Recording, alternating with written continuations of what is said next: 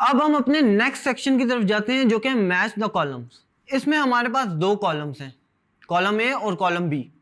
Column A में कुछ चीज़ें लिखी गई हैं जिनको हमने कॉलम बी में मैच करना है उनकी डेट्स के साथ। आइए देखते हैं कि इसमें क्या क्या लिखा गया है और इसको किसके साथ मैच करना है। हमारे पास यहाँ पे 5 ऑप्शंस हैं। Death of Liaquat Ali Khan, objective resolution, second constitution of Pakistan, end of 1 unit in west Pakistan और अयूब खान मार्शल लॉ। और यहाँ पर कुछ डेट दी गई हैं लेकिन ये डेट्स इनके मुताबिक नहीं है, तो हमने इनको मैच करना है कि कौन सी चीज़ कब कब हुई। सबसे पहले डेथ ऑफ लियाकत अली खान साहब।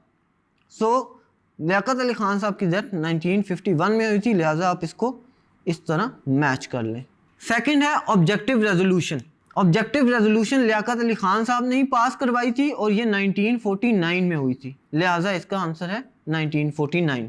सेकंड कॉन्स्टिट्यूशन ऑफ पाकिस्तान की बात करें तो वो दिया गया था 1962 में। पहला कॉन्स्टिट्यूशन याद रखें कि 1956 में आया था, जबकि दूसरा कॉन्स्टिट्यूशन 1962 में आया था, लिहाजा ये इसका करेक्ट आंसर है। End of 1 unit in west Pakistan, तो ईस्ट पाकिस्तान और वेस्ट पाकिस्तान की अलहदगी से पहले 1 यूनिट का खात्मा हुआ था जो कि 1970 में किया गया था, तो लिहाजा ये इसका करेक्ट आंसर है।